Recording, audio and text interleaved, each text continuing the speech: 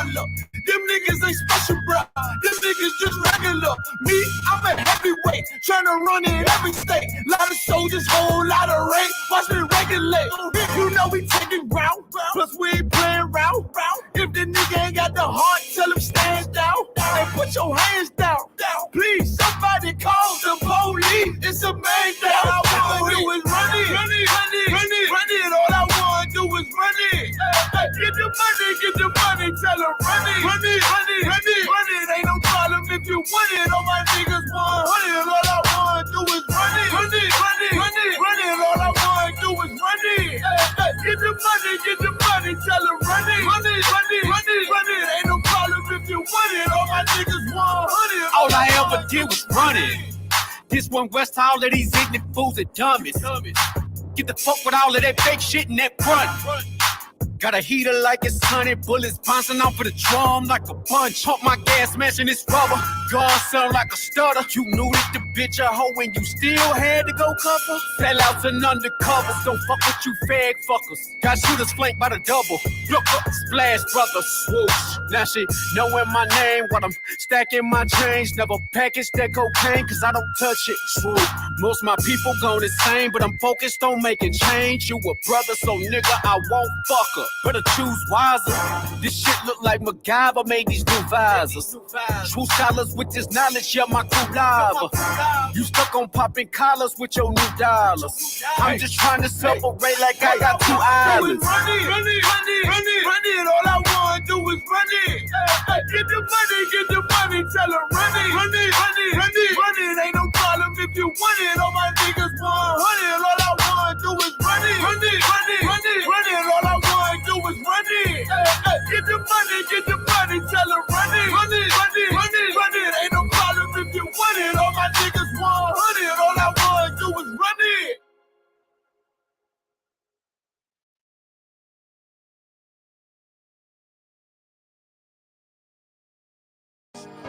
Any man give his life for Yahweh Shai, Mashiach, and Christ, and fall up under that UPK banner. It's my brother and my blood, and I will die and kill for him if necessary. It's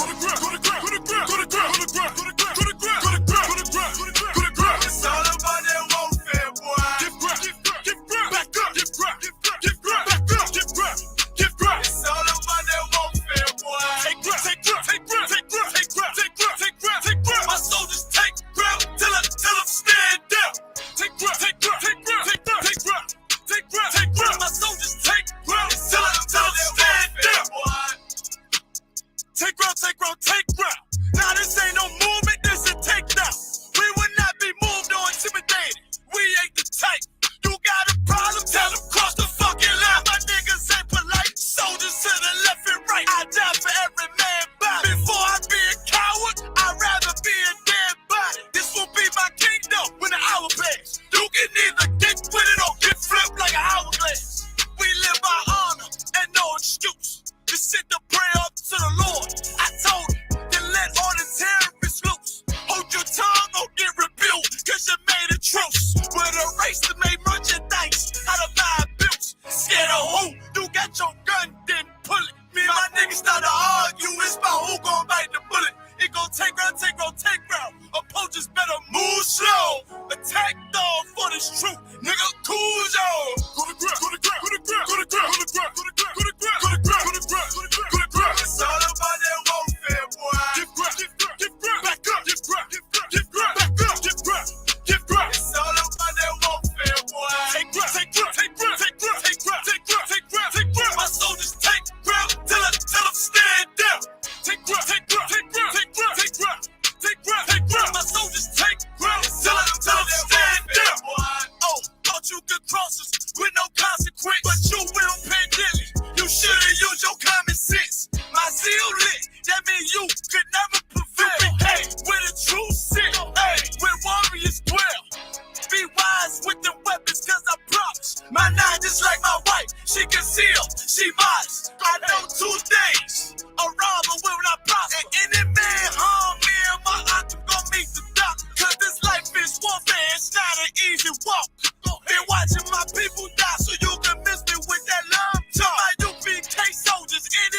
try to cross your path, make him regret it. What that means? Fall on his ass. Comparing me to you really ain't no contest. Long live one west. Say what? Long live one west.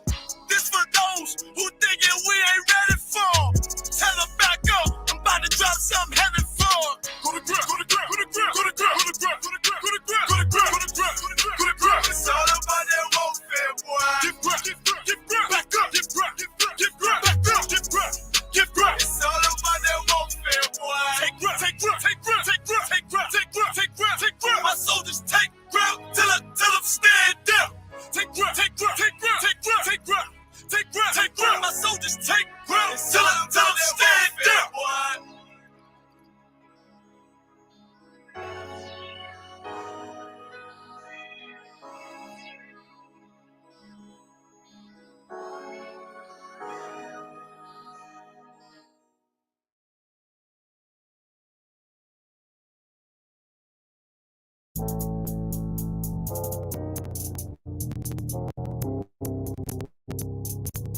According to God, the white man is the devil. See, I've been in here for a little minute. You know what I'm saying? And I see niggas, they like to talk a lot. They like to claim leadership. They like to claim this and that. You know what I'm saying? They like to be above what they really is and have authority. But they don't really need that authority. They don't really know what to do with that leadership. You understand? You hold hands with this boy, your ass need to stop and ask you to give a damn what you talk about. Don't give a fuck what you believe, nigga. Gotta stand up and serve my God. We don't pray on our knees, nigga. Yeah.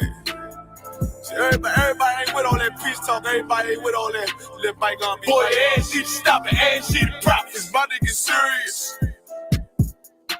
When they hit us with dope and kill us with crack, where the fuck with your leaders? I'm curious. He cashed out on your blood, traded you in and bought a new biz. Ask you the prophets, I tell you the scheme. If you don't wake up, you gon' die in your dreams. I say you won't tell you no more. I swear these crackers try to kill us slow. Just spoke to a nigga and fed he up on parole because of the COVID. It feel like the host in this world that don't go together. Nowhere is gold in the ghetto. I'm in the city blazing with my niggas. Just told the devil the score never settled. Yeah, see the prophets.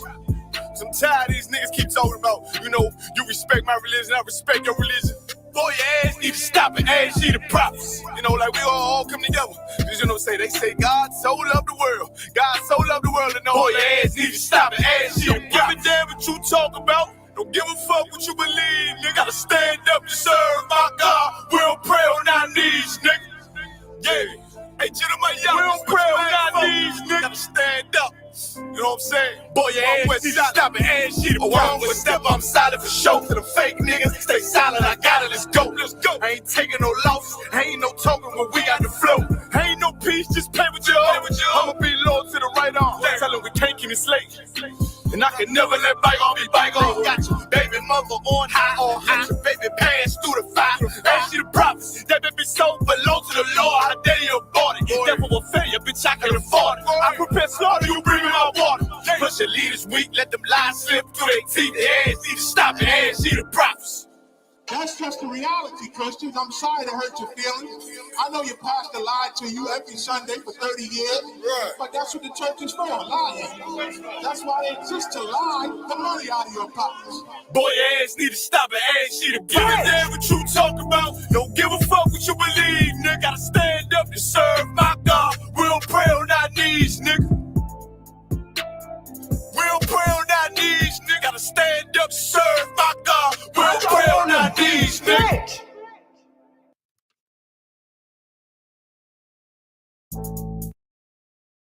It's rolling on it. What is it?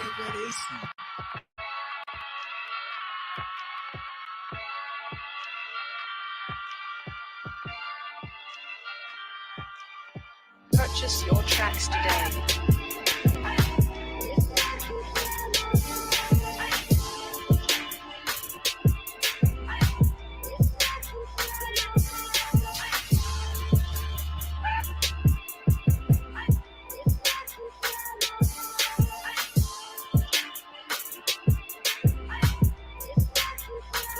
Know the people been waiting for a minute for something authentic. Came in the truth and bossed in it, made niggas regroup. Had to shed light on the false image. UPK whole court. Now who the fuck won scrimmage? 2 words for soft niggas. What is good riddance? Don't affiliate with feminine symptoms. I know you feel me, nigga. This a death threat to hip hop. You don't stop that weak shit, I'ma mix your lean with some Grimlock. When the last time you heard it this raw? What I wish for's when the earth inherited by the piss poor. We've been to war, them the ones I'm taking risks for. Ain't got no picks or no cards to hold. Holy angels watch my steps, them Glock guard my soul. Can't let them leave my body cold. I know you feel me, nigga. Let the wicked weep and the meek prevail. God never been 50-50. I shall now awake and sleep a cell. Let the righteous cry, silence the pretender. A rebel without a cause, as long as I remember. Not taking the kingdom, the only thing on my agenda. Can't avoid me, nigga. Middle finger to the ones that try to destroy me. Revenge of beauty, I'm a beast. I told the bitch she can't eat, let she join me for dinner. My God ain't got no regard for.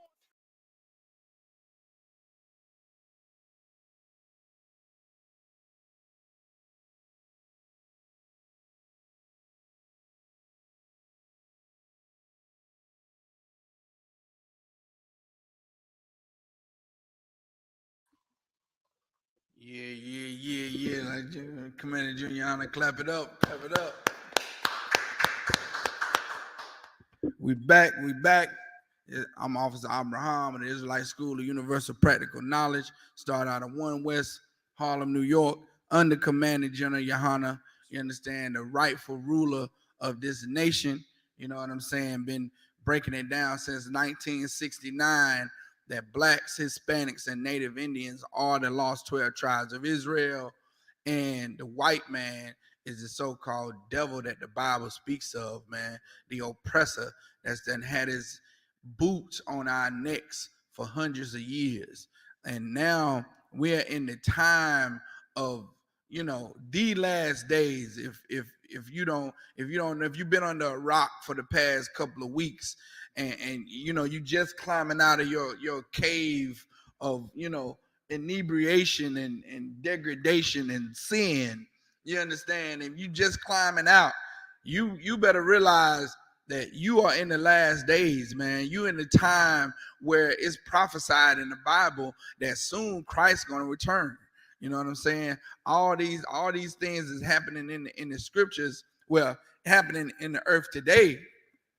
It's just reflection of what was told to us thousands of years ago in these scriptures. In these scriptures, it's prophesied that these things will happen. Wars will happen. Rumors of wars will happen. Earthquakes will happen. Storms in diverse places. Pestilence, famine. You understand? Disease will happen in the last days. And we getting a chance to live right in the last days. What an honor it is, a privilege to see the downfall of our oppressor right on the news, right in front of our face, right as it happens. You understand? What the best thing for blacks, Hispanics, and Native Indians to do is to get it in school, man. Running in school by the droves, by the hundreds of thousands, to just come, stop going to that Christian church and run into this school, man, because this is the only place we can find sanctity. The only place we can find safety. You understand? When coronavirus is hitting the earth, bashing the earth to death, you understand? The Isupk schools, we open. You understand why the Christian church is shut down, Makawa? The Christian church is shutting down, closing their doors because of flu-like symptoms. Like niggas in this truth be like, flu-like symptoms. What the hell? You understand? Hebrew Academy graduates, if anybody graduated Hebrew Academy, Makawa in Hebrew Academy right now, what you say to flu-like symptoms, Makawa? Shit. No excuses. That's what he said. You know what I'm saying? Flu-like symptoms. Got the Christian church with all they bashkala, hishikashitashis, and boom ba ba ba ba ba, all that mumbo jumbo they be doing in the Christian church. And the Christian church shut down because of flu-like symptoms. You understand? My mama, who's a devout Christian, so I said, well, I pick on them Christians, man, because I'm grateful to the Most High that he snatched me out of that lifestyle. But when you look at Christianity, it is really a insult to your intelligence. You know what I'm saying? We as black people, we some smart people, we some intelligent people, and Christianity is an insult to your intelligence. I was talking to my mother, and I said, "Why? Well, are y'all going back to church?" She said, "Yes, sir. We going back to church. Thank you, Jesus. The Lord has opened up the doors." I said, "Oh, okay." I said, well, flu-like symptoms is still out there." She said, "Yeah, we know. We gonna social distance. We gonna social distance in the Christian church." That's how wicked the Christian church is, where they'll find any excuse to get the hell away from one another. You understand? Right in there, right in the Christian church where all the love's supposed to be, all the Jesus Christ and Jesus love and hugs and kisses supposed to be in the Christian church, but they social distancing in there. They 6 feet apart in there. You understand? They singing about social distances. You know what I'm saying? They singing about it.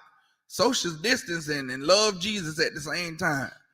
You know what I'm saying? Well, meanwhile, the Israelite school of UPK, man, we've been rocking and rolling since Corona. You know what I'm saying? Cheers to Corona. Take one back for Corona and destroying our enemies, man. You understand? Anybody have any questions? This is the night to get your questions answered. This is Thursday night scripture breakdown. Salakia for the title. I think on Facebook it says Monday. We know it's Thursday. It's Thursday. Salakia. It's Monday. It's Thursday night scripture breakdown. Any questions that you have concerning the Bible, concerning topics that plague you, that you want to answer for, type them in the chat, man. Don't be afraid. Don't be afraid to type a question in the chat. You know what I'm saying? We'll definitely, get the answer for you. You understand? When we don't bite here, we're not gonna pick on you for asking a question. Everybody needs to ask the questions and get the answers to the questions that they have. Because if it wasn't for me asking a question, I would still be a Christian right now. If it wasn't for a lot of us just asking questions, we still be in the Christian church being led astray by that disgusting, thirsty, you understand, money grubbing pimp pastor that is always taking our money, taking advantage of us. And we need to become full aware of his tactics, man, of the Christian pastor's tactics, just to take advantage of the Lord's people, man. You understand? And we need to be full aware of what times we are in today and how to move within these times. You understand? Because if we don't understand how to move within these times, then we'll be voting. We'll be praying for Ukraine. We'll be doing all the things that the earth is doing right now.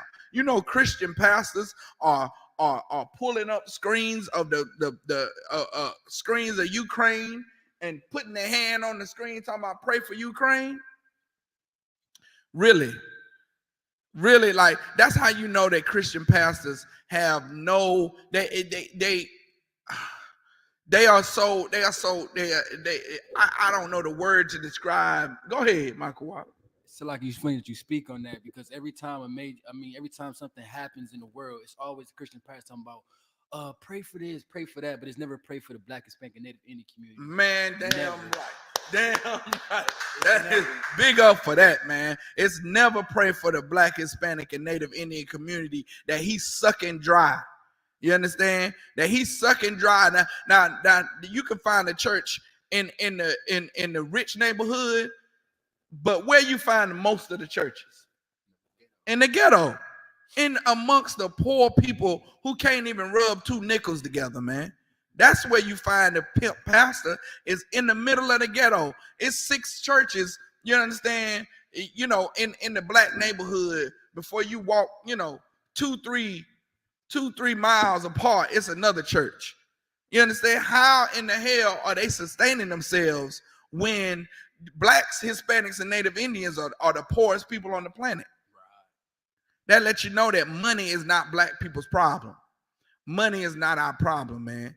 You understand? Our morals, our moral value, and our moral compass, that's black people's problems. You understand?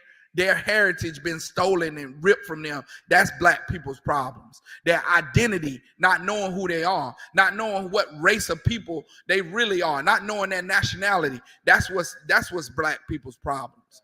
Thinking that they don't have an enemy. You understand? When our enemy is right in front of our face, that's black people's problem.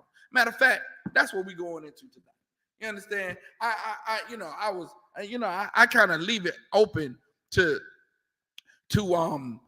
talk about, to have a topic just in case there's questions. But tonight I broke this down before, and many commanding general Hunter, all the way down, all the generals, all the captains, all the officers above me always break this down, man. You understand? Who are black people's enemy? You understand? Like, black people all the time, we love everybody so much. You understand? So much love coming, flowing, and spewing out of the black community for everybody.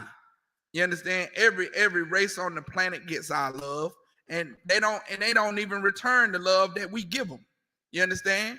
They don't return the love that we give these other nations. Our oppressor is not kicking down doors to love blacks, Hispanics, and Native Indians. You can see with this Ukraine crisis, just like Marquand said, it's all these pastors saying pray for Ukraine, but when has any leader from Africa, Bumabutu, the you know what I'm saying, the tribal leaders of Africa, when did they come up and say pray for the black people in America? Oh, they suffering. When did Oluju at the BP that's frying you chicken and fish, and what I'm saying, went at the 7-Eleven, when Olu, what I'm saying, say, hey, we're gonna start marching for the black people? No, they don't. They don't at all. Don't no race stick up for us. No other nationality sticks up for blacks, Hispanics, and Native Indians at all. Ukraine been Ukraine ever since Russia, it was the Soviet Union. They are traitors to the Soviet Union. You understand? They straight up broke apart from the Soviet Union, and Putin is upset about it. And he now saying enough is enough. I'm taking back this land that belonged to my forefathers, that belonged to my country. He just taking back what belongs to him and his people. You understand? And black people are upset about it. Meanwhile, the whole bottom half of the United States almost belongs to Mexico, Texas, and California. You understand? With all those Mexican names: El Paso, Texas; San Antonio, Texas. You understand? What's another one in Texas? Some of those Texas names. You get the best tacos in Texas. You understand? Belonging to Mexico and California too, and got our brothers locked up on the border, and nobody says anything about the children that's locked up on the border of Hispanic descent, Mexicans from Venezuela and all of that. When the Haitians tried to come over here after an earthquake devastated their country, and the so-called oppressor got the nerve to beat them away with on horseback, just trying to carry food across to one another. Man, don't nobody give a damn about blacks, Hispanics, and Native Indians, man. But soon as boo-hoo for Ukraine, go to Genesis 25 and 23. We're gonna start from the beginning, man. We're gonna start from the beginning of this. Go ahead. When you get it, just read it. The book of Genesis, chapter 25, verse 23. And the Lord said it to her, 2 nations are in thy womb. You understand? To give it a little backdrop, this is Isaac and Rebekah. This is Rebekah pregnant with Jacob and Esau. And as she, okay, go back up to 20. Go back up to 20. The book of Genesis, chapter 25, verse 20. And Isaac was 40 years old when he took Rebekah to wife. He was 40 years old when they had sex. You understand? Isaac took Rebekah, beautiful sister. You know what I'm saying? One of our foremothers. You understand? Took Rebekah, made her his wife, and go ahead. The daughter of Bethuel, the Syrian of Pandarim. The sister to Laban, the Syrian. Verse 21. And Isaac entreated the Lord for his wife, because she was barren, and the Lord was entreated of him, and Rebekah, his wife, conceived. Now, Isaac thought, you know, they thought Rebekah was barren. Well, Rebekah was barren. She couldn't have any kids. They tried and can't have no kids. Isaac goes to the Lord and pleads to the Lord for Rebekah to get pregnant. Boom, she's pregnant. To give you, you know, to speed you up on the language, right? Boom, she's pregnant. She conceived. Go ahead. Verse 22. And the children struggled together within her. And the what? And the children struggled together within her. So now Rebekah conceives, and instead of a normal pregnancy, you know, she got twins. Instead of a normal pregnancy, you know, normal pregnancies is you know, the baby moves, and you know, you hear a woman pregnant with twins, and she never is saying they fighting each other. You know, there's something going on in here. You know what I'm saying? They may be moving, and you know, one leg over top of the other one. They take the little 3D pictures that, oh, his hand is, oh, I seen one twin picture where they was sucking each other's thumb. One baby had the thumb was positioned, and the other baby, they was like trading thumbs. You know what I'm saying? In the womb. They got they got the other one's thumb in their mouth. You understand? And it was like, oh, they all twins in there in the womb or whatever. But nah, not Rebekah's pregnancy, man. Rebekah's pregnancy, she was in turmoil because the twins was in there fighting each other. They was in there going, kicking each other in the face. You know what I'm saying? One yank this one. You know what I'm saying? Like children fight. You understand? And she don't understand why. Keep going. Verse 22. And the children struggled together within her, and she said, if it be so, why am I thus? Meaning, if it was the Lord's will, I was barren. Now, if it's definitely the Lord's will that I be pregnant, because I couldn't have any kids. But now I'm pregnant, I got to conceive, so it got to be the Lord's will. But if it's the Lord's will, why is this happening? Why is these two babies fighting against one another? Go ahead. Why am I thus? And she went to inquire of the Lord. Meaning she went back to her husband. You understand? Let's kill all these myths the Christian church done put in our sisters' mind, to where, you understand, they feel like, you know, it's a special relationship. That's what every woman wants to think, that the Lord is her husband. You understand? That the Lord is her boyfriend. Stop doing that. That is no. I can't even describe a word for the Lord. The Lord is our root, our Lord, our power. Go ahead.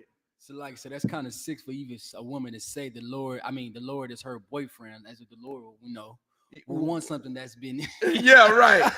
As if the Lord, first of all, you know, you talk about a man that's not like a normal man on the earth. So to be attracted to a woman, to want to, you know, lay down with her and procreate, that's not in the Lord. The Lord made that for us. You understand? Right. He said, look, I made this thing called sex. You have it, have fun. You know what I'm saying? That ain't, you know what I'm saying? That's not me. That's not the Lord. The Lord is a man of war. You understand? He's a power of war.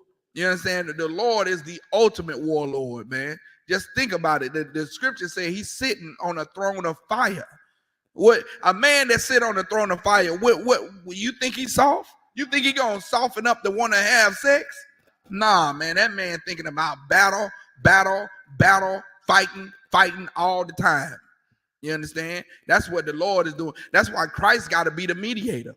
You understand? Christ got to be the mediator to calm the Lord down and say, Lord, have mercy on him. Please. He pleading for us. Because if not, the Lord will just kill you, man. The Lord will just kill us for what we doing wrong. So now, it's disgusting to think that, you know, your power, you know what I'm saying, that's my boyfriend. That's, you know, that's who loving me at night. Stop thinking of the Lord as some kind of romantic, you know, romantic relationship, because the Lord don't want your romance. The Lord wants your obedience, man. The Lord wants you to stop being, want us to stop being wicked. Want our sisters to stop being whores. Want our sisters to stop being you know, just after their own lust and their own desire and what can feed them and what can make them happy. You understand? The Lord wants our sisters to turn their mind around and do what the Lord says to do. You understand? That's what kind of relationship the Lord wants out of you as a sister, is your obedience. Especially if you have a man over top of you, the Lord wants you to be obedient to that man. And what Rebecca did was she didn't overstep the bounds of her head. Her authority was her husband, so she intrigued the Lord, meaning she intrigued her power. You understand? And her power in this case would have been Isaac. You understand? Isaac went and found out that what? Go ahead. And the Lord said, Genesis 25, verse 23. And the Lord said unto her, 2 nations are in thy womb. Now, if Isaac goes and gets the answer from the Lord, and Isaac tells Rebecca, who's speaking to Rebecca? Isaac or the Lord? No. Isaac is speaking to Rebecca, telling her what the Lord said. You understand? So even though Isaac is saying to Rebecca what's being said, it's coming from the Lord. So that's why the scripture said, and the Lord said, because the Lord did say that. The Lord gave that to Isaac. So Isaac goes and gives that to his woman. You understand? That's how the Lord works, in decency and in order. You understand? One comes before two. The man comes before the woman. So that answer is going to come through the head. It's not going to come to her and her. You know what I'm saying? Like women need to stop with this Juanita Bynum, I am loose, all that bull. That's bull jive according to the Bible. That's not true. You understand? The Lord is not going to deal with you above your husband. You understand? Because then that'll make you an authority over him, because she'll be able to say, well, the Lord spoke to me and told me this, and now I don't have to do what you say. You know what I'm saying? That's what a lot of women do in their own homes. They undermine their man by saying, well, the Lord told me something special. So since she can say the Lord told her, and the man in the home ain't got sense enough, he ain't in the Isupk to know to tell her to shut her mouth and sit down somewhere. The Lord ain't told you nothing. You better check your gas, and yes, it was gas. That's who was talking to you.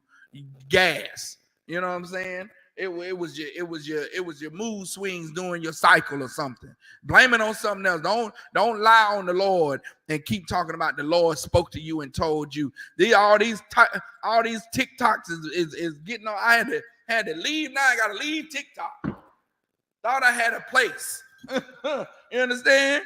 See, so many sisters come up there and go, well, the Lord has spoken to me, and the Lord telling me to tell it was a dream. Shut up. Shut up. Go to your man and see if that dream makes any sense. You understand? When you have a dream, you're supposed to carry that dream to a priest and prophet of the Lord. You ain't supposed to interpret that dream by yourself. You weren't given that authority to interpret dreams. You understand? You have to be given that authority. And the Lord don't give authorities meant for priests to women. Jobs that are meant for the priests are for the priests. You understand? Up here teaching, you will never see a sister, a woman, a sister, a black, uh, a Mexican, Hispanic, Native Indian woman up here teaching these scriptures, because that's a job not made for a woman. You understand? I understand it hurts your feelings, it hurts your heart, but when it's time to pop that oil and have all that gunk run out the bottom of the car, you ain't sad because you can't do that. What you telling me? I can't receive from the Lord. The Lord love me too. Yeah, well, get out there and get the trash up, cut the grass, trim the hedges, change the tire, drop the engine out of there. You understand? Do really do what men do. That matter of fact, no man get up and go to the door no more when it go thumping the night. Don't nobody get up. Hand her the bat. You understand? See, won't she look at you foolish like, you're not gonna go see what's going on. Now you're a woman now. But when it comes to certain things you want, then it's, oh, you can be above your man in that area. You understand? Nah, man. Rebecca did not do that. She went to Isaac. Isaac is telling her what the Lord says. That's why it says, and the Lord says, and what did the Lord tell her? And the book of Genesis, chapter 25, verse 23. And the Lord said unto her, 2 nations are in thy womb, and 2 manner of people. 2 nations are within thy womb. And what? And 2 manner of people. And 2 manner of people, meaning 2 nations, 2 different races are in thy womb. And 2 different types of people. 2 people with both different mannerisms. You understand? 2 people with different mannerisms are within thy womb. You understand? These 2 babies that's tussling and warring with one another in your belly is because they 2 different people.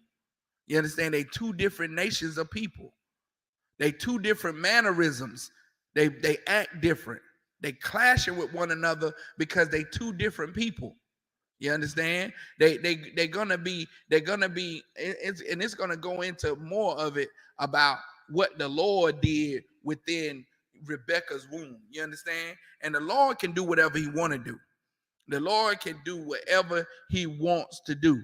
You understand? The Lord is not, however, the Lord is not gonna impregnate a woman and make a baby, because that's what that's what he made man for. You understand? The Lord ain't gonna go inside like they talking about. He went inside Mary and planted his seed in the. That's nasty. You understand? That is now the Lord committing adultery. You know what I'm saying? Like now the Lord committing adultery. You gonna blame adultery on the Lord? He gonna sleep with somebody else's wife? Right. Come on, man. The Lord gonna break his own law and go and implant his seed in a woman that's being promised to somebody else. Well, we might as well all stop trying to follow the Lord then, because the Lord break his own rules. But we know that's not true, man. We know the Lord does not, break his own law. You know what I'm saying?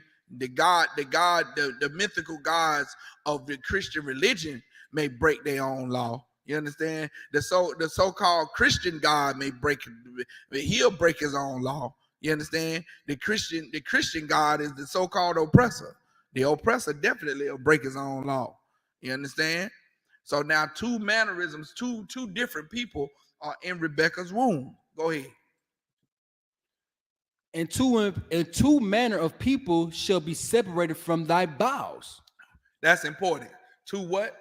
2 manner of people shall be separated from thy bowels. Shall be what? Separated from thy bowels. Together. Separated from thy bowels. No, they're gonna love one another. Shall be separated from thy bowels. Now, if you really take the time to read these scriptures and understand, you know what I'm saying? If you don't understand words, look them up. Look them up in the Bible dictionary. And that's how you study these scriptures, man. Matter of fact, I give you one better. Come into the Israelite School of Universal Practical Knowledge. Stop, like they used to tell us when I was little, stop lollygagging. Stop horse playing around. You know what I'm saying? Come on into this school and learn correctly, man. The Lord has always been a separatist. You understand? That's common.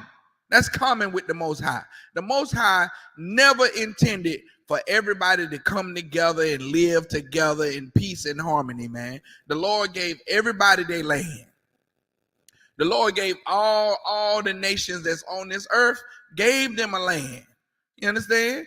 Moabites, the so-called Chinese man, he got China. The Ammonites, the so-called Japanese man, he got Japan. You understand? The so-called Arab, they got, the Middle East, Saudi Arabia, Iraq, Pakistan. You understand? The so-called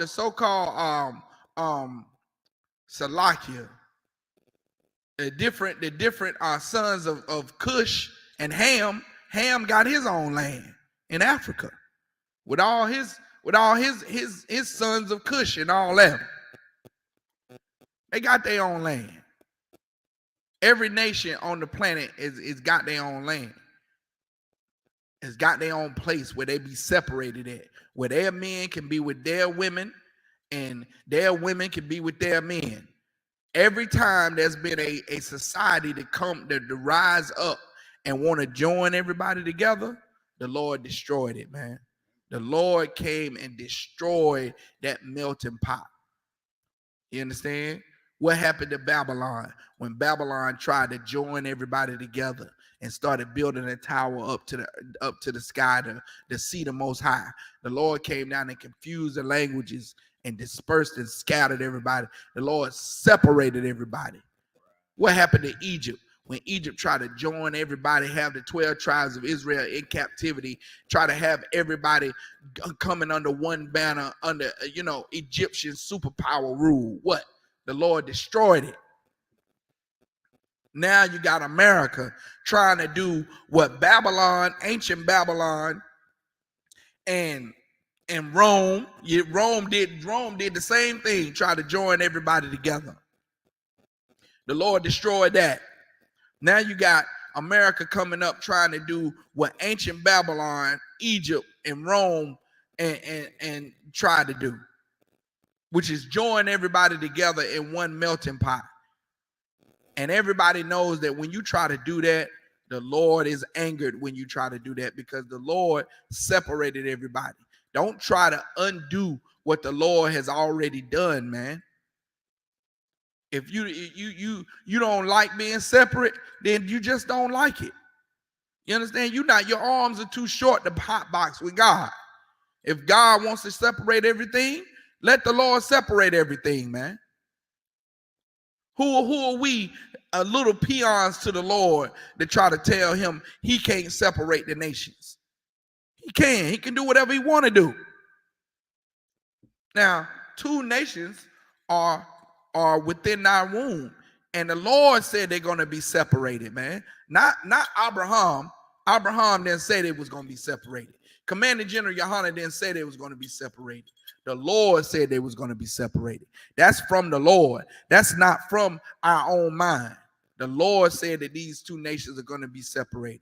Go ahead and read that part again. Come.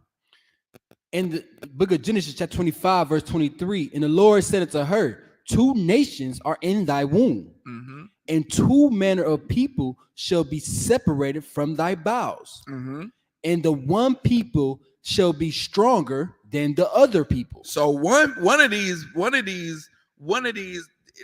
nations, meaning the forefathers of nations, are being born out of Rebekah right now.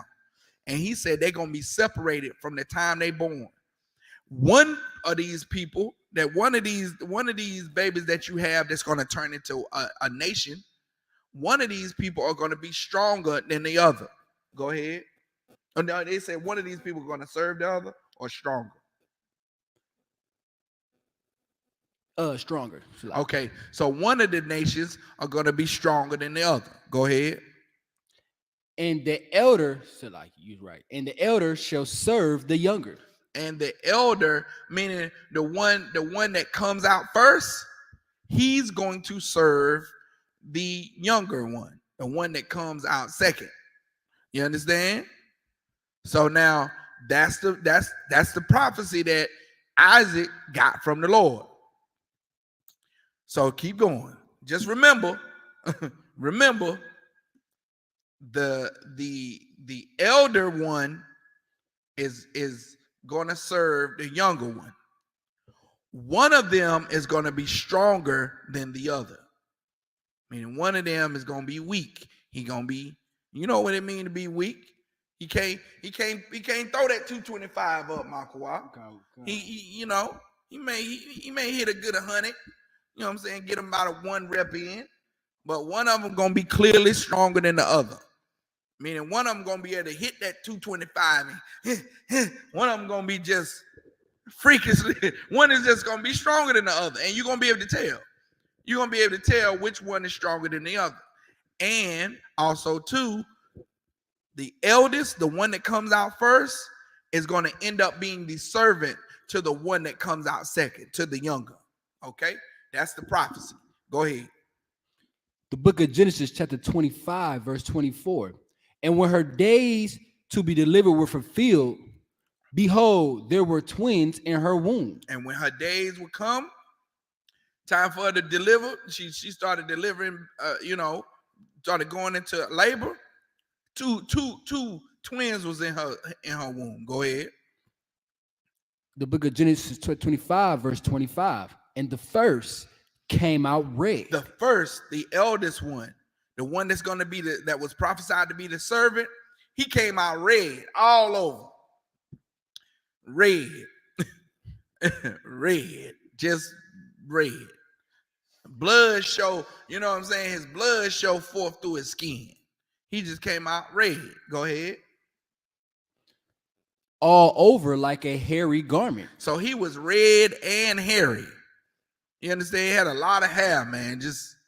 He was red and hairy all over. Go ahead.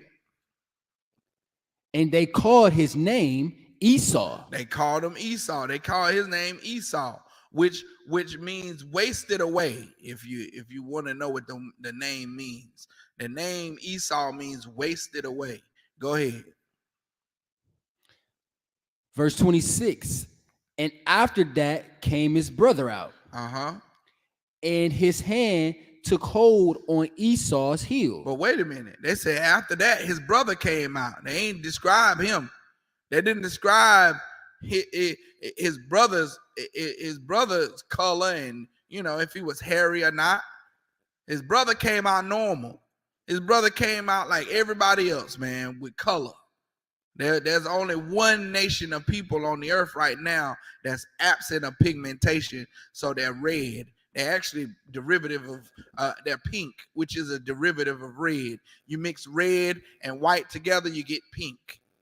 You get the more white you put in the red, the paler the pink becomes. You understand? So there's one nation of people on the earth. Some of them are deep red. You understand? Some of those Irish ones are red with blonde with our red hair. You understand? I seen some ones that are blonde with that red that are blonde hair but got that deep red in them. I seen some very, very pale.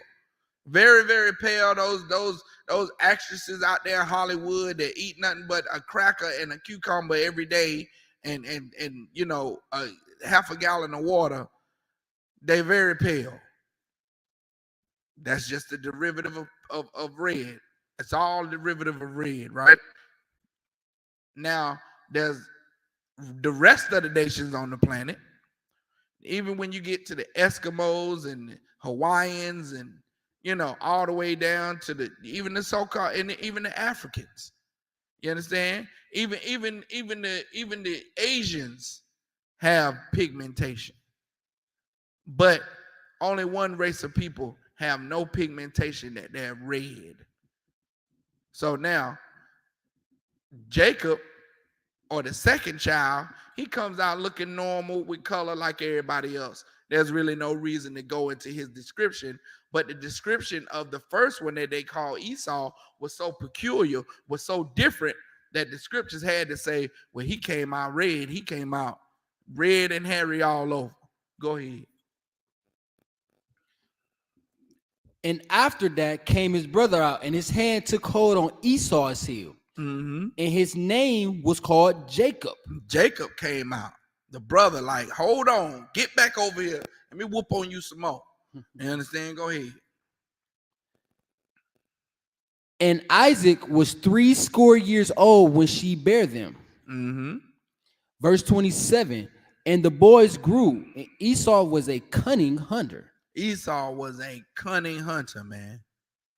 Esau was a cunning hunter. Like, it's describing a race of people now. It's describing a race of people right now. This race of people, we you understand? This race of people is red, and they are cunning hunters. You understand? They know how to hunt. They know how to hunt. They know how to hunt animals. They'll sit up in a tree for 2 days and spray deer piss on themselves and wait up there for 2 days until that right buck come. And they won't shoot them with a gun. They'll shoot them with, they'll go old school, bow and arrow. You know what I'm saying? Like, who does now the gun is made and you can kill them with the gun and get it done. No, they want to go, bow and arrow is more difficult.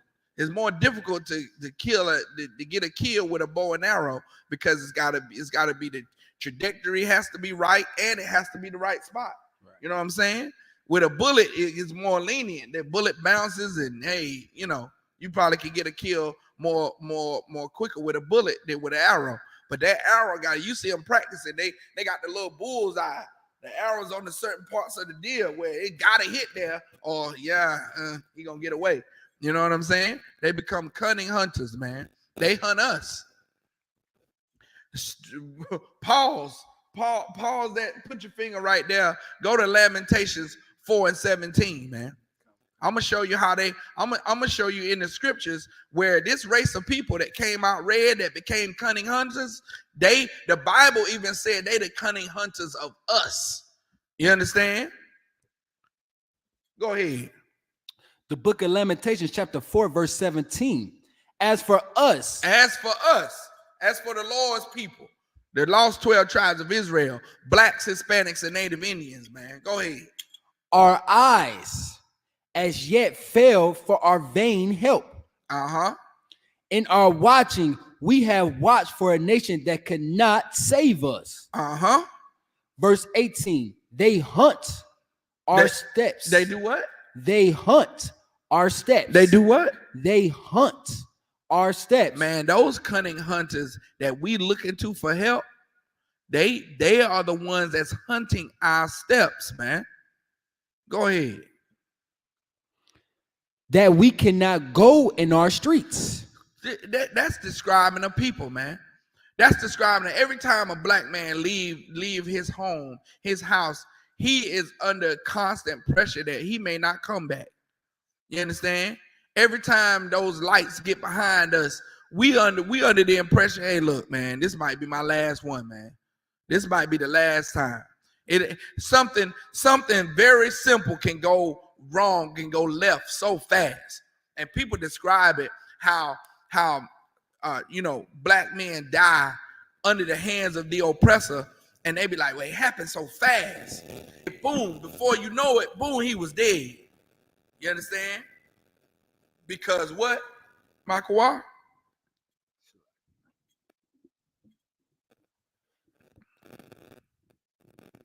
They hunt our steps that we cannot go in our streets. They hunt our steps that we can't go in our streets, man. Now go back to the where Esau became a cunning hunter. Come.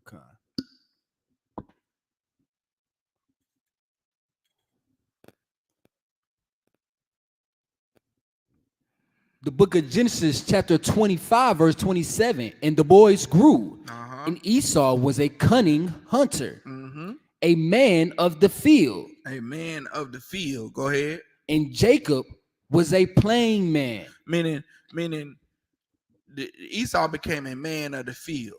meaning in the wilderness, in the woods, in the shrubs, in the in the field, in the like you hear soldiers say, hey, we out in the field, we out in the field. Captain Conscious, I got a song called "In the Field." You understand? In the field, man. In the field, you could be under very cold conditions, very dark conditions, very dirty conditions. You understand? In the field, you don't know what you're gonna find in the field. Now, that's what Esau became. He became a field man, a man that's just out there, survivalist. You understand? Go ahead.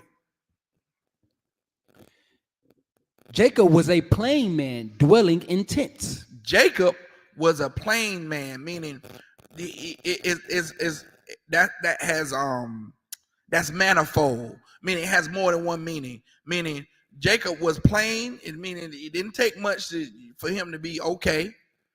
He also dwelled on flat land. Jacob wasn't all about climbing mountains and being all in the dirt and hanging up in trees, and you know what I'm saying? Jacob wasn't about that. He was dwelling in a tent. You understand? That's what he did.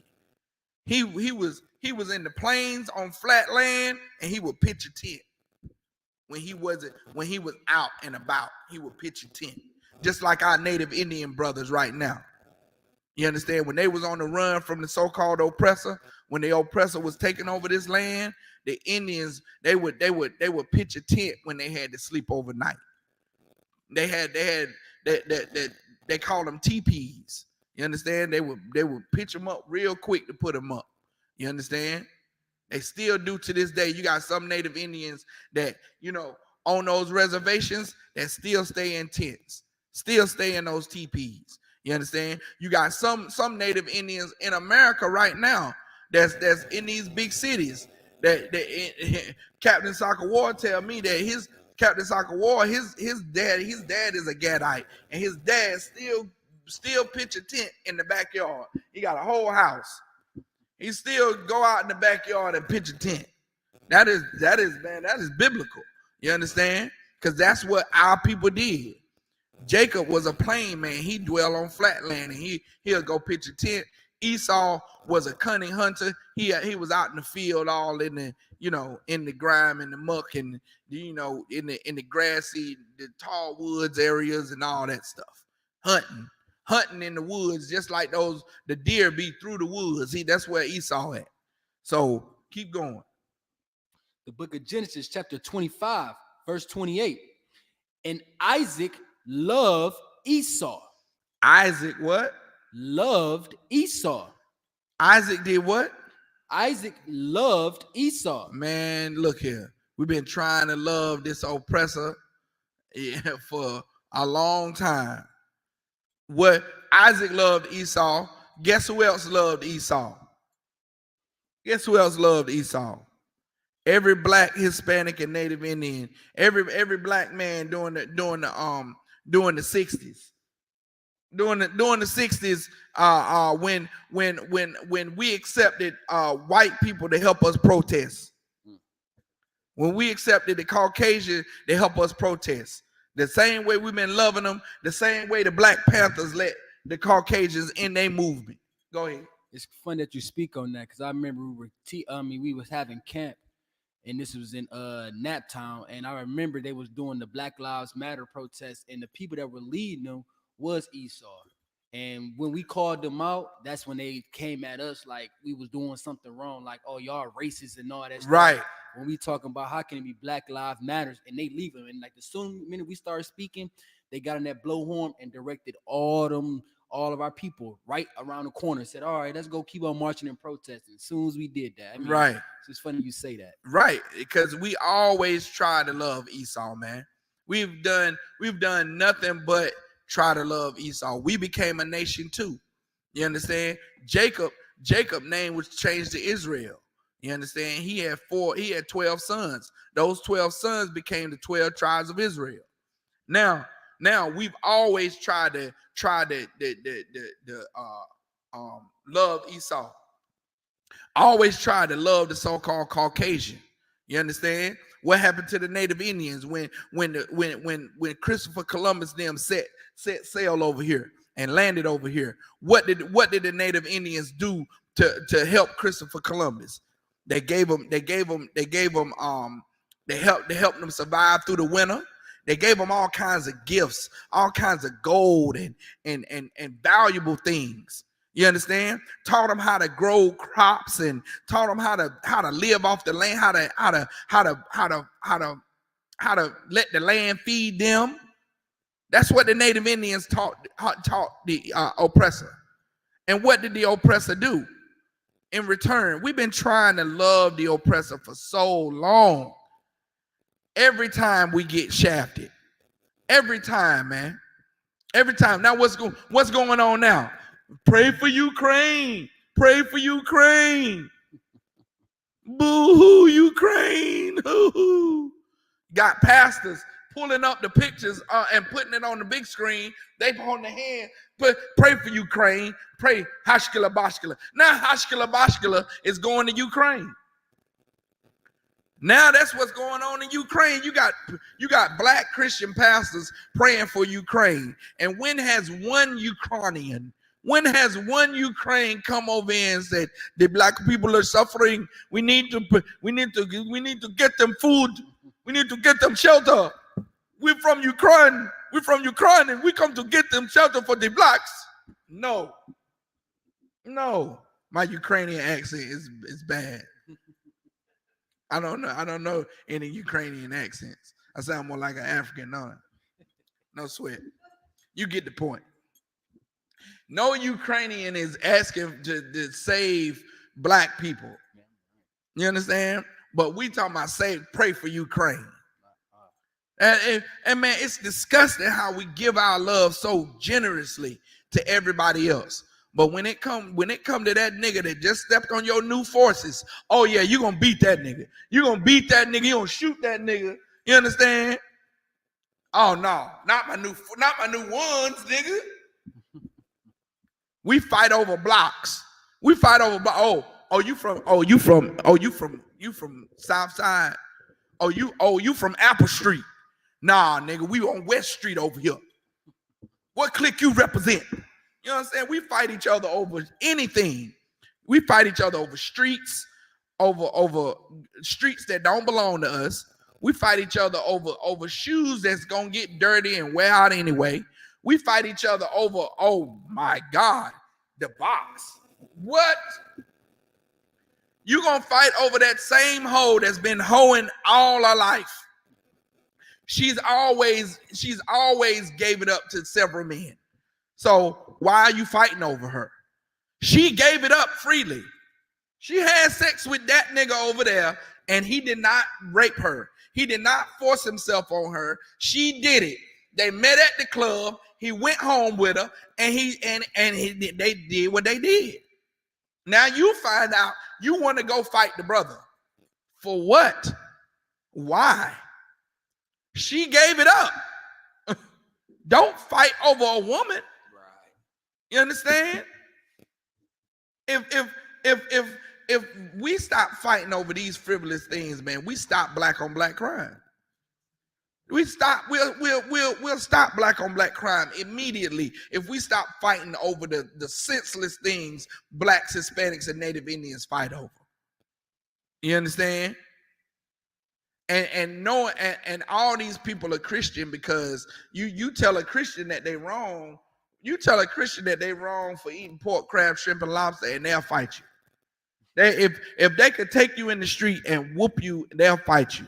You tell a Christian they wrong for getting high or running or paying prostitutes or pimping their sister or they wrong for gold digging these men. They wrong for getting men and just being with them for their money or what they can get out of them and using up a brother. They wrong for that. You wrong for out here coming out here with no clothes on, half your butt cheek hanging out, and you walking up and down the street like you know like you look good. You wrong for that. Yeah, they'll fight you, man. They'll fight you when you tell a black person they wrong, and it's like you don't call their mother, you know what I'm saying? You don't talk about their mother or something. We here in the Israelite school of UPK, we love our brothers and sisters, man. We love black people above loving anybody else on the planet, man. Blacks, Hispanics, and Native Indians. We don't have any more love to give to any other race of people that's not loving us. Why would you give your love to someone else that's not loving you? That's stupid. That's dumb. Meanwhile, we can't love each other enough to stop fighting one another. We can't love each other enough to stop killing one another. We can't love each other enough to join together, even when even when the last days are right here. It's right here, man. The end is near. The end is right here. You got Russia taking over Ukraine, and Russia is in cahoots with China. You got NATO saying you better back out of Ukraine this is not right. So now if one thing goes wrong with Russia trying to invade Ukraine and NATO goes to war with Russia, China gonna jump you. It's over. We right at the brink. And still them niggas still them in Hidden Valley. And Hidden Valley ain't changed. Piedmont Circle ain't changed. You understand? Boston Projects ain't changed. Cleveland Avenue ain't changed. You understand? South side, north side, west side of Charlotte, still the same way. Still can't find brothers that will love one another, man. We got to stop this, man. We got to stop. We got to change our behavior. And if we know who our enemy is, I'm showing us tonight who the enemy really is. It's not your brother. It's not your sister. It's the person that put you in this condition, man. We in the ghetto fighting over the little scraps right now. We in poverty fighting over the scraps, fighting over food stamps, fighting to get food stamps, fighting to get WIC and TANF. And who handing that stuff out, man? It's the oppressor, the same oppressor that bombed Tulsa, Oklahoma when we was thriving. We was rich, man. We got released from slavery, so-called released from slavery, and those brothers went up to Tulsa, Oklahoma, built cities, man, built down there in Jacksonville, Florida, built Rosewood down there in Florida, all these black cities that were thriving, getting rich. You got Tulsa, Oklahoma, had their own planes, had black-owned planes, black-owned lawyers, black-owned hospitals, black-owned doctors, lawyers. We were self-sustainable. We had our own economy in Tulsa. And the so-called oppressor, our enemy, right? We didn't do nothing to him. Nothing to him. Off of some lie that some brother whistled at some white woman. Or some brother did something to some white woman. They come drop bombs, grenades out of planes and destroy 33 city blocks. You understand? And we want to cry, love everybody. When everybody's not loving us, man, they hunt our steps. What you think they was doing when they was dropping those grenades out of those planes and destroyed Tulsa, Oklahoma? They was hunting. Hunting just like you hunt deer, just like you hunt rabbit in the wild. You understand? Just like you mass murder, just like when we go fishing. We go fishing and we throw the bait out there and we find a school of fish and we yank them. We just yank them out. Don't matter. As many as we can till they stop feeding. You understand? So just imagine people, you dropping bombs out of planes, trying to kill it, trying to hit as many people as you can at one time. 33 city blocks was destroyed in Tulsa, Oklahoma. The whole city of Rosewood was burnt to the ground. What's now Central Park in New York City was Seneca Village, man. Seneca Village, look it up. It was a black city. It was a place where only blacks were, and the government push those people out of their city, man. We cannot live beside this oppressor. You can't do it. You cannot do it. You try to give him your love and he'll kill you. And we're showing you right now who the oppressor is. Where do we stop at? You stopped at verse 27. Okay. Isaac loved Esau, right? Khan. Go ahead. The book of Genesis chapter 25 verse 28. And Isaac loved Esau because he did eat of his venison. Mm-hmm. But Rebekah loved Jacob. Verse 29. Isaac loved Esau, loved his brother. You know what I'm saying? But Rebekah, the mother, she was like, I ain't messing with Esau. I love Jacob. Jacob's my favorite one. You understand? That's who we with. We Jacob. Go ahead. Verse 29. And Jacob sowed pottage. And Jacob had some pottage, meaning it was some meat boiling in the pot. Some meat boiling, right? Making stew, pottage. This is a stew. Go ahead. And Esau came from the field. Esau came dirty and hairy all over and red and looking like he done been squalling, rolling in dirt all day. He comes out of the field. Go ahead. And he was faint. And he was weak because he had been in the woods waiting for 3 days for the bear to cross the path, and he, tracking the moose and hunting the water buffalo and all this stuff. Right. He was weak. So he came to the plains and found Jacob. Go ahead. Verse 30. And Esau said to Jacob, feed me. I pray thee with that same red pottage. With the same what? Red pottage. With the same what? Red pottage. Yes, waiter. I would like a rabbi steak. Rare, please. God. Rare. Not rare. You understand? That same red pottage. Feed it to me. Give it to me while it's rare. Give it to me while it's still bleeding. That's what he said.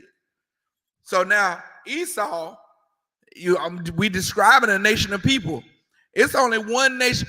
You know why black people will order their steak medium rare now? It's because they seen Esau do it. They seen Caucasians do it, and they say, I wonder how that tastes. You understand? It's nasty.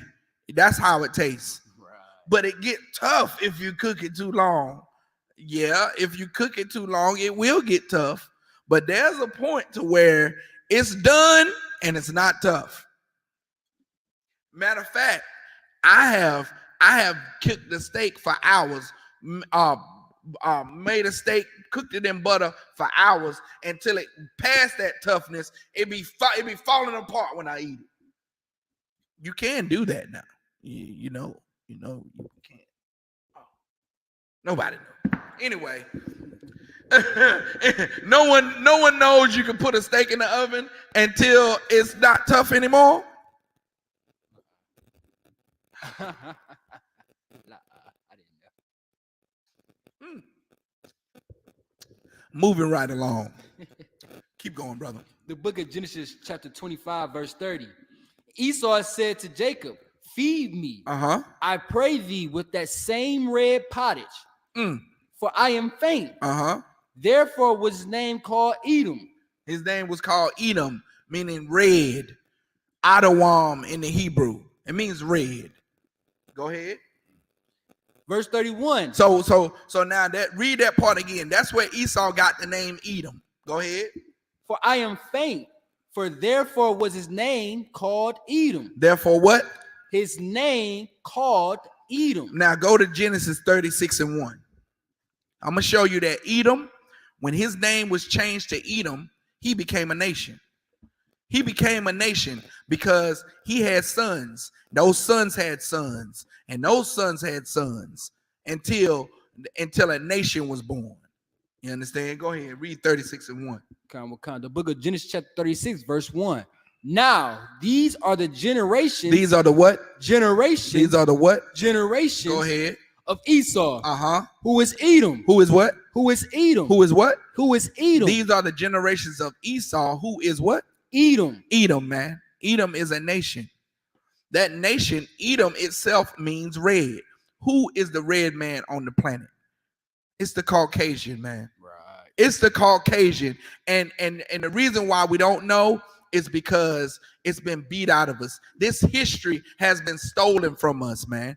Right. And also the Caucasian who is running from his real identity is changing history, changing the names, changing everything around. So you don't know that his forefather is Esau. Now, when you look at a Caucasian and you say, your forefather Esau, they look at you like, who? Who, what? Like they don't know their forefather is Esau. Like they don't know their name is Edom in the Bible, man.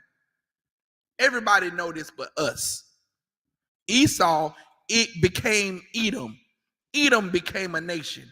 And his generations are in Genesis chapter 36, verse 1. Read that verse again. Genesis 36 and 1. So like The book of Genesis chapter 36, verse 1. Now these are the generations of Esau, who is Edom. Verse 2. Drop that, skip to verse 8. The book of Genesis chapter 36, verse 8. Thus dwelt Esau in Mount Seir. Esau is Edom. What? Esau is Edom. Thus dwell Esau in Mount Seir. Read that last line again. Esau is Edom. Esau is Edom, man. Esau is Edom. That nation that dwelled in Mount Seir is Edom. Their forefather is Esau. Keep going. Verse 9. And these are the generations of Esau, the father of the Edomites. The what?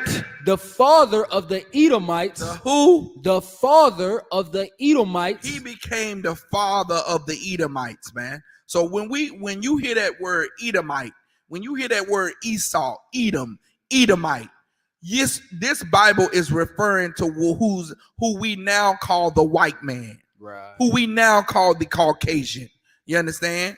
Because Mount Seir is in the Caucasus Mountains, man. Mount Seir is smack dab in the middle of Georgia, Russia, in the Caucasus Mountains. That's where it's located. Go ahead. Verse 10. These are the name of Esau's son. No, so like you read verse 9 again. The book of Genesis chapter 36, verse 9. And these are the generations of Esau, the father of the Edomites in Mount Seir. Verse 10. Right. The father of the Edomites, they dwelled in Mount Seir, the Caucasus Mountains of Georgia, Russia, man. You understand? The Caucasus Mountains of Georgia, Russia, Ukraine, all that is Edomite territory. In a land that's known for how cold it is, in a land known for its mountainous regions. You understand? And its high altitude. Esau is Edom, man. That nation that we see walking around, that's around us right now, that's running the earth. The Ukrainians are Edomites. The Russians are Edomites. You understand? The French are Edomites. The Romans over there in Rome are Edomites. The Italians are Edomites, man. All different groups of Edomites, which it'll explain how those sons split in the earth when you read the generations of Esau. It'll tell you how a portion of Edom became the Spaniards. It'll tell you how a portion of Edom became the French. It'll tell you how a portion of Edom became the Europeans. It'll tell you how it all breaks down, man. Ultimately, you see a Caucasian on the earth, and that is an Edomite. Their forefather is Esau, man. You understand? Right here in the Bible. You get it right from the Bible. You don't have to go to no history book. You don't have to go to 23andMe. You don't have to go to DNA.com and all that bull other mess, ancestor.com. You don't have to go there. You just look in the Bible and it'll tell you where you come from. Go ahead. It's funny that you mentioned that a couple years ago, well before the truth, when I looked up ancestry.com. First they said I was African, then they said I was a little bit of German, this, that, and the other, all type of other stuff. Oh wow. God. So it was different every time. Then you know why? Because that DNA test is 77% fallible, man.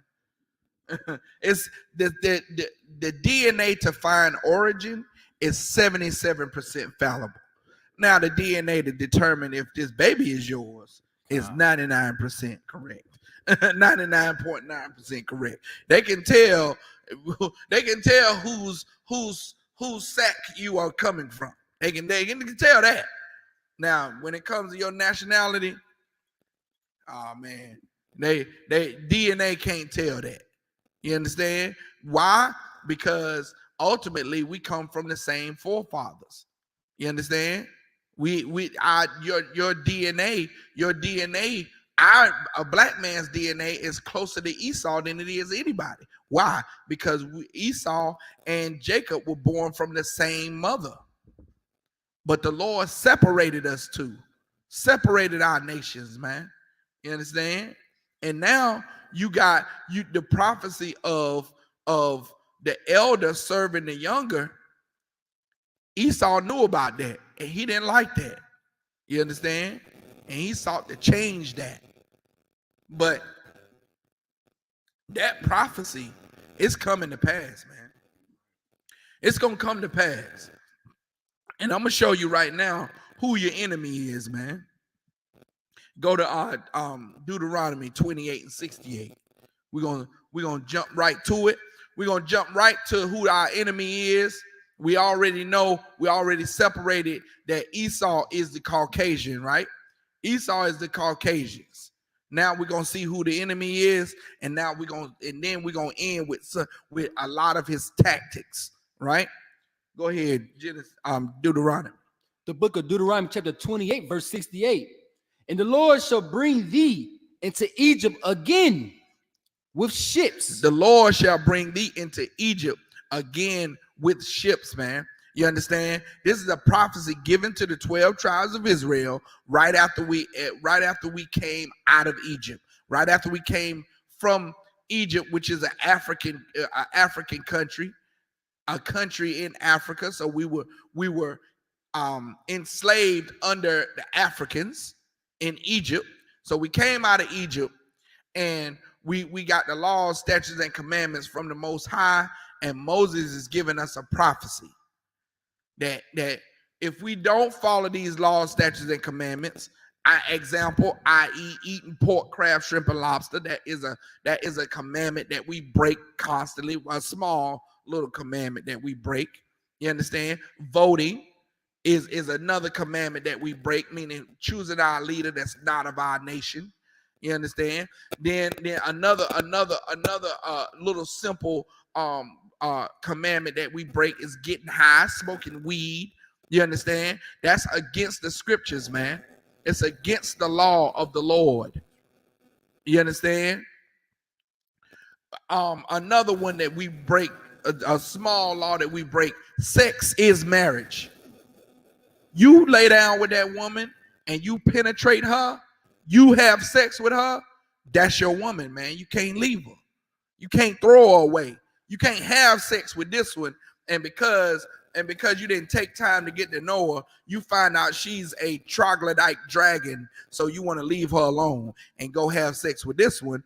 And now you find out that she can't cook, so you want to leave her alone and you want to go have sex with it. No. That is not how the scriptures work. That is not what you do to your sister. Do you understand? You have sex with a woman, you keep her. You have sex with another woman, you keep her. You understand? This is not something where you get to test and throw back. You know what I'm saying? This is not catching fish for sport. You understand? You don't catch the fish and be like, almost big enough. Whoop. You throw them back. No, that ain't what this is. You have sex with a woman, that's now your responsibility, man. Be a man. Grow up. You understand? It's time for us to grow up. Time for us to take responsibility for what our own actions. You understand? We are a nation of people, man. We the Lord's chosen people. And we should act differently accordingly to the Lord's daughters, man. You got to understand, you're not having sex with some whore. That is the Lord's daughter, man. That's a princess of the power. What you think gonna happen to you? You think you're gonna get away with just having sex with the Lord's daughters and throwing them away? You think no karma is gonna come back to you, man? The Lord is seeing us, what we do. What we do, the Lord looks at us, what we do, man. The Lord sees us.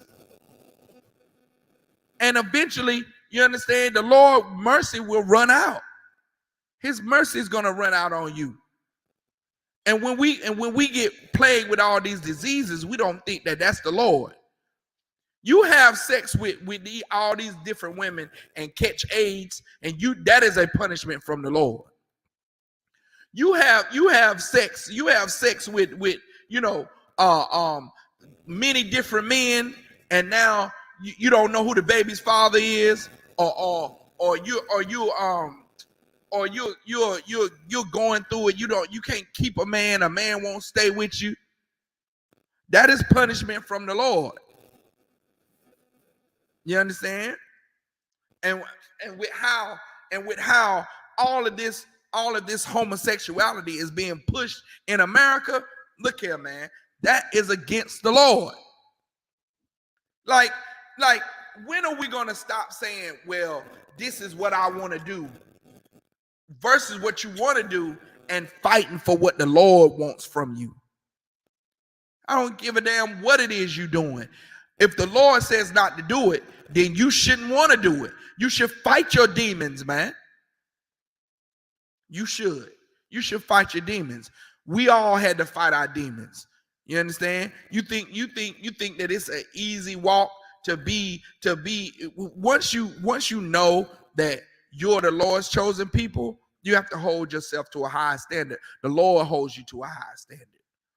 You understand? And everything you cannot do. You understand? Or we allow ourselves to be overtaken by our enemy. You understand? So now, where are we at? Salakia. We at Deuteronomy 28, verse 68. Uh-huh. And the Lord shall bring thee into Egypt again with ships. Egypt is a Greek word, right? Egypt is a Greek word. That land, if you pull it up on a map and you look at where Egypt is in Africa, that land is not called that. That land is called Mizraim, according to the Bible, or Mizraim. That's the name of the land. Now, because of the colonization of the so-called oppressor, they renamed that land to Egypt, which means in English, house of bondage. Why? Because that place was famous for keeping the children of Israel in bondage. That's why that place got famous. That's why Egypt is so famous today. Egypt, it wasn't famous because of Pharaoh. You understand? Egypt was famous because the 12 tribes of Israel built that place. Blacks, Hispanics, and Native Indians being in captivity under Egyptian rule built the pyramids, built those aqueducts that took water to the city from the Nile, built all the innovations in Egypt, and made Egypt the #1 superpower on the earth. America is not famous because of Caucasian occupancy, because Caucasian people live here.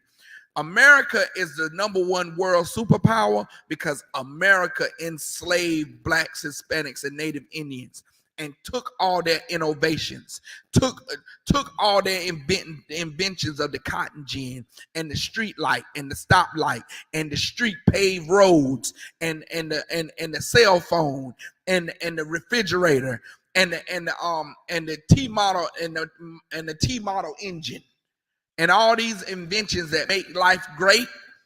Blacks, Hispanics, and Native Indians invented that and made America great. All the way down to the weapons that America uses. Napalm was invented by a black man, by George Washington Carver. You understand? Napalm is what they use in bombs, to drop bombs. You understand? Everything we have here in America, the light, even the light was invented by a black man, so-called Benjamin, what's his name? No, the Benjamin Wallace, Benjamin Franklin. Benjamin Franklin had a slave that invented the light bulb. And because I'm gonna tell you the story, the filament in the light bulb he couldn't get to sustain. He was trying to invent light, and basically he was trying to invent illumination, a device to illuminate, meaning a device to light things up. And the black man came up with the filament encased in a glass bulb, and you could gauge the filament in different gauges to give you different brightnesses of light. That's what Benjamin Franklin took that idea from his slave, made a light bulb, patented, and took the credit for it. A black man invented the light bulb, man. Everything you see on the planet, a black man that makes life better, a black man, Hispanic or Native Indian man invented, and now America takes the credit for it. Every white man in America takes the credit for it. You understand? But that place is called Egypt. It's called the house of bondage. That's what Egypt means. You understand? So the prophecy said we shall go back into the house of bondage again. And this time we go, it's going to be with ships. So how did the black man go into slavery? On slave ships. Who put him on slave ships? The Africans rounded him up. When we was escaping Jerusalem in 70 AD, we ran down into Africa. And those so-called Africans made a deal with the Caucasians and rounded us up and put us on slave ships. Put us on ships, carried us over here to America. And when they got to America, they dumped us off in America, and they captured Native Indian slaves, put them on the slave ships, carried them back over to Europe. That's the truth. So we are a people that have been enslaved, and we back in bondage again with slave ships. Go ahead. By the way whereof I speak unto thee, thou shalt see it no more again. And Moses was talking about our homeland, Israel. And after we started running, escaping Roman persecution and slavery out of Israel, we as a people have not seen our homeland since. So those people over there in our homeland, Jerusalem now, where in 1948, after World War II, the American government set those people in that land, they are false. They are imitations. They are imposters, because the scripture said we should never see our homeland again. You understand? So how did they get to occupy? How did the so-called Jewish man get to come back home to Israel? What? That ain't in the scriptures. That's how you know it's not describing them. They don't fit none of these curses. Go ahead. Thou shalt see it no more again. And there ye shall be sold unto your enemies. There you what? There ye shall be sold unto your enemies. So now it's saying when we was put on them ships, we're going to be sold to our enemies, sold to our enemies. Now, when we got off those slave ships, we were sold to our enemies exclusively to the Caucasians. Blacks, Hispanics, and Native Indians were sold exclusively, not to the Chinese, not to the Africans, but to the Caucasians, not to the Saudi Arabians, not to the Eskimos, not to the Hawaiians. We were sold as slaves exclusively to white people. And that's the truth that America does not want to get out. They don't want to get out that those slaves picking the cotton are the real Jews. Those slaves that was cutting the sugar cane that made America great are the real Jews. Those slaves that was tending to Massa and Big Daddy and Miss Mistress house, those was the real Jews that the Bible speaks of. Those slaves that was given suckling to Caucasian babies before they was given suckling to their own babies, those were the real Jews. We as the real Jews, as blacks, Hispanics, and Native Indians, have been destroyed, utterly destroyed by our enemy. The Lord does not change, man. If Caucasians, if we were sold to Caucasians and the Lord said we shall be sold to our enemies, then what you got to conclude? You got to conclude that Caucasians are the enemy. They're our enemy. They don't like us. They don't wish to see us do good. We're the slaves to them. Go ahead, finish that out.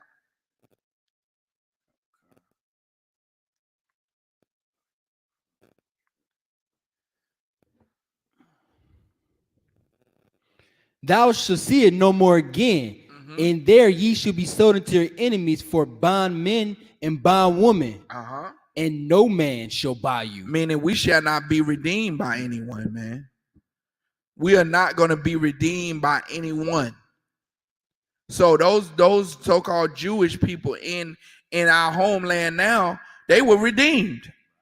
They were redeemed and given back a land. How does that fit these scriptures, man? It doesn't. So you have to know that they are imposters. They're not the real Jews because they're claiming a land that's not theirs. You understand? Now drop that. Go to Daniel 8:25.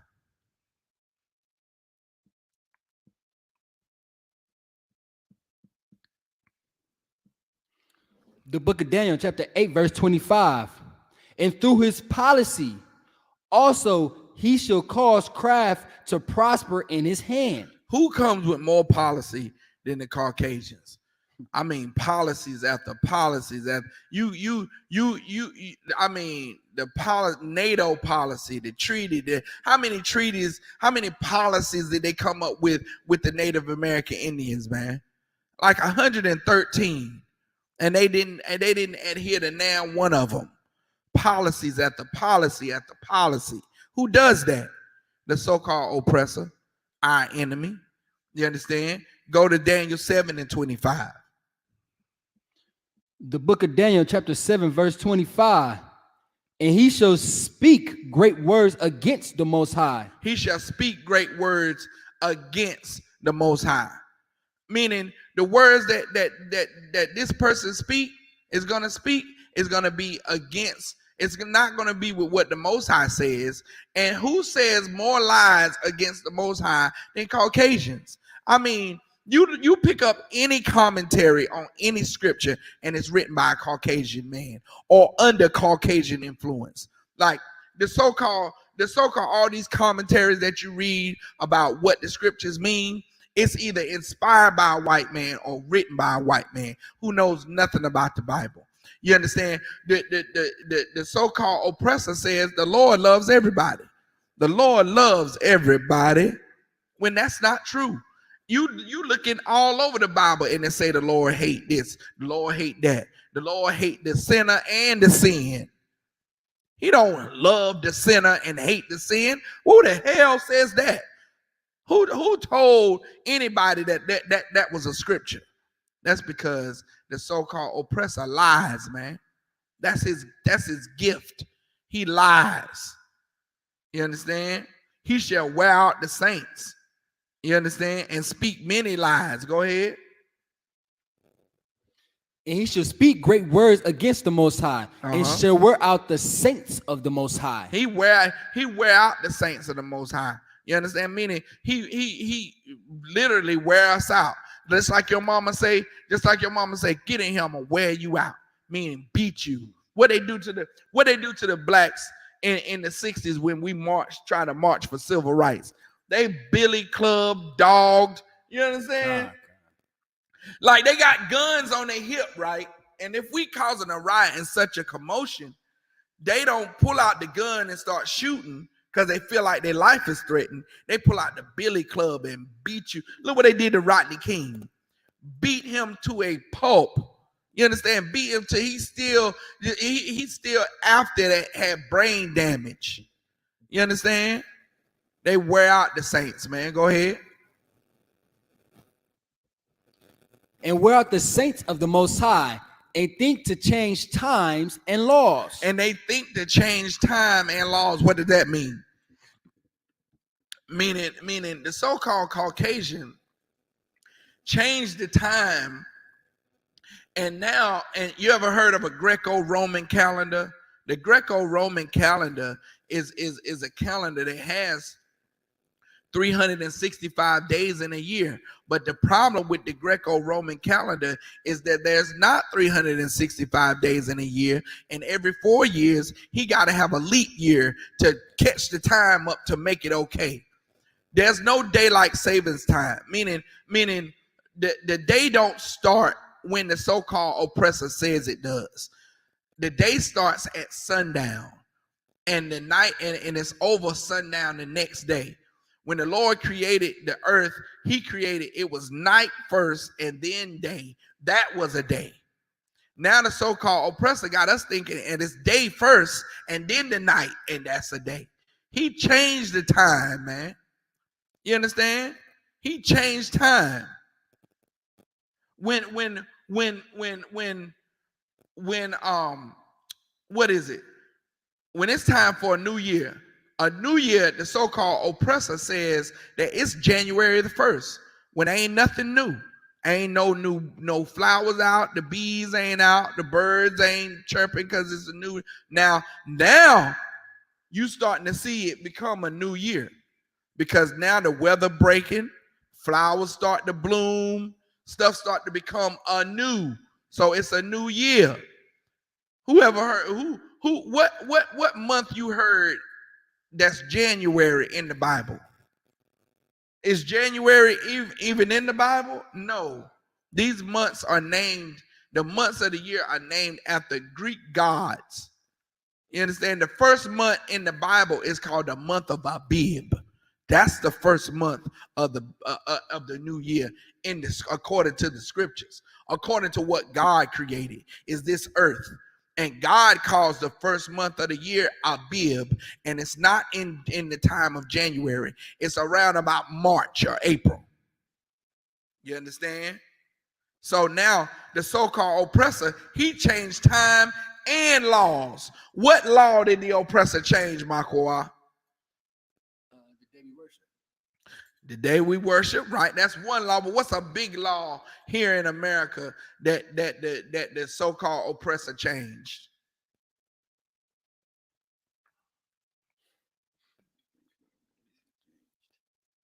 What's the go-to? When you see he seek to change time and laws, what's the go-to that's automatically will make it sink home for everybody that the oppressor changed the law?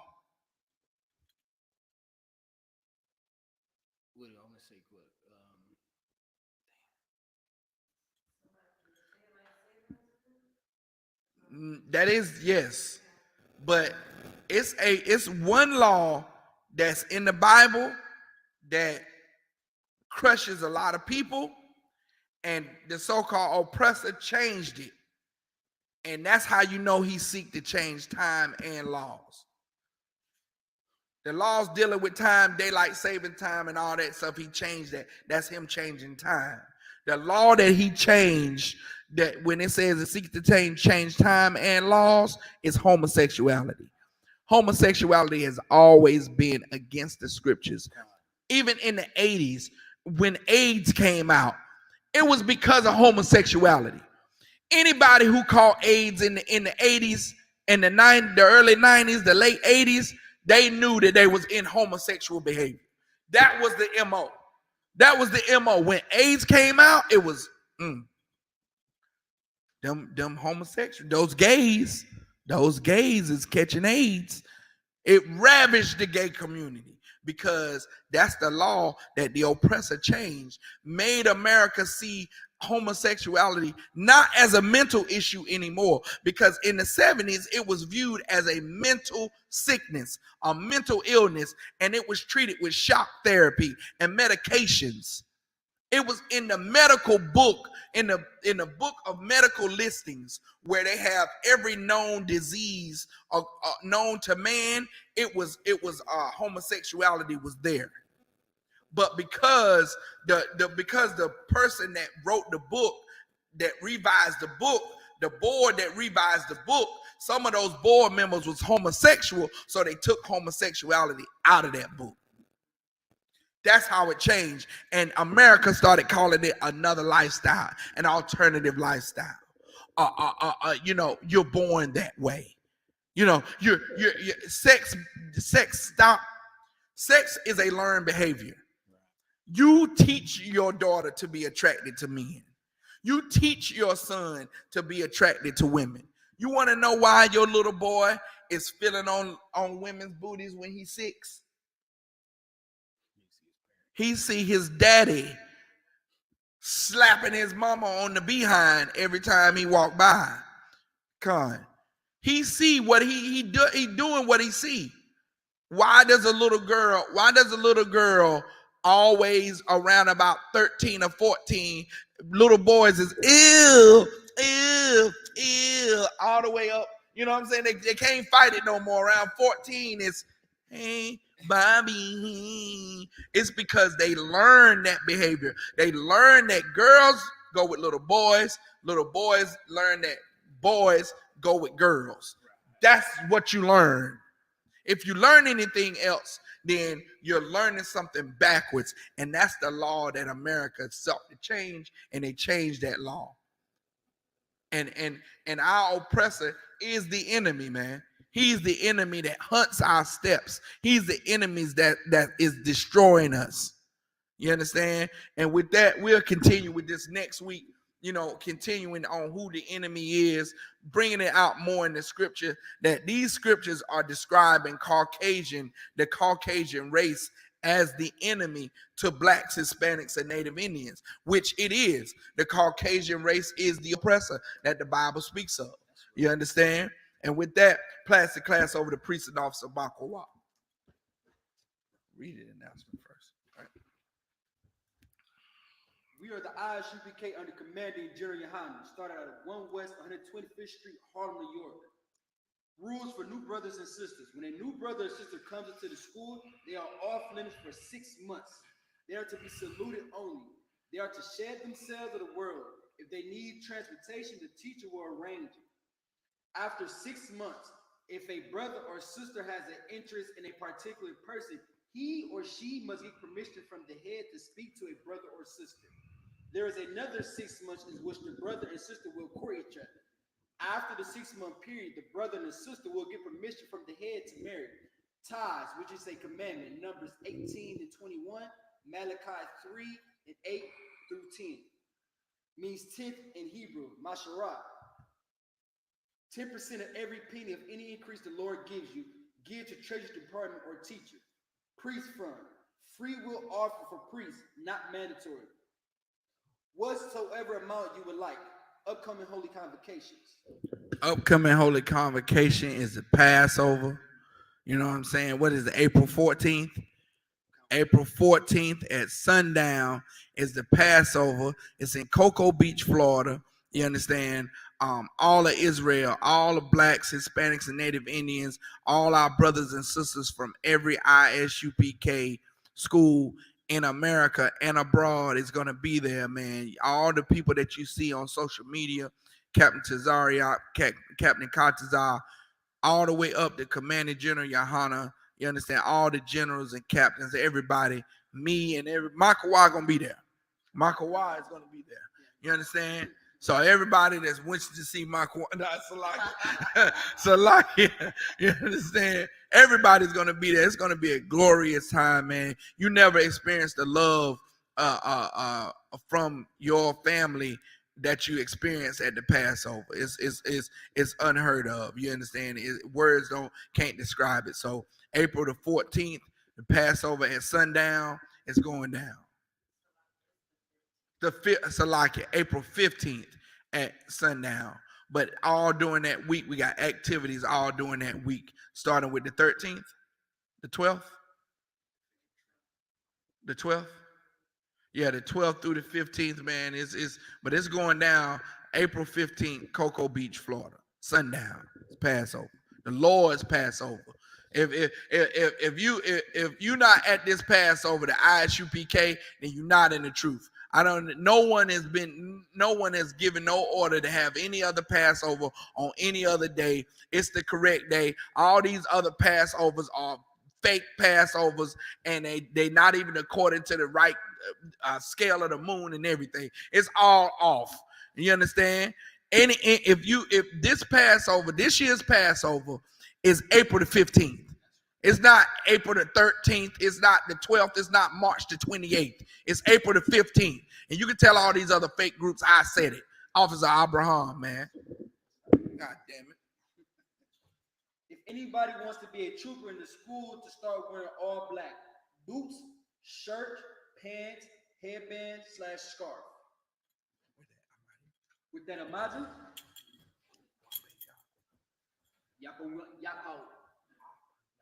Wapayan Kodam. Aquadam.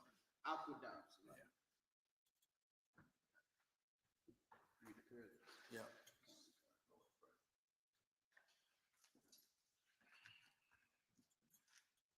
The Lord's Prayer in Hebrew. Abanawa. Shabbat Shemayim. Kodash. Hayah. Shemkan. Yahweh. Malakwata. Taba'ah. Ratazaka. Hayah. Aisha.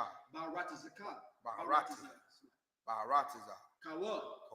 Hayah. Bashamayim. Nathan. Latanayu. Lanawa. Lakam. Ka. Yawam. Wasalakanawa. Kabawaknawa. Kasalaknawa. Kabawatnawa Yanawa. Kabawath Yanawa. Wala'a.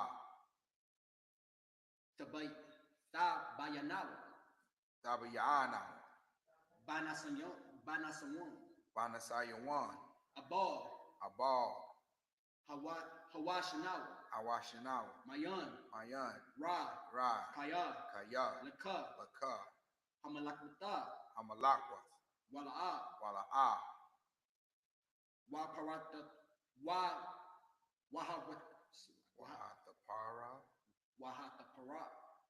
Wahatapara. La Yalawum.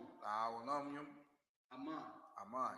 In English, our Father, which art in heaven, hallowed be thy name. Thy kingdom come. Thy will be done. In earth, as it is in heaven.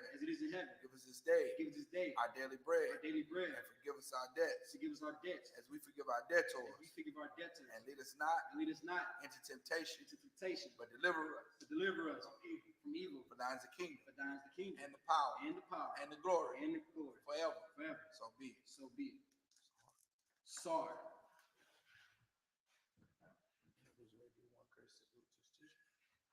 Men is one courtesy salute to the teacher. Amaju Shabbat.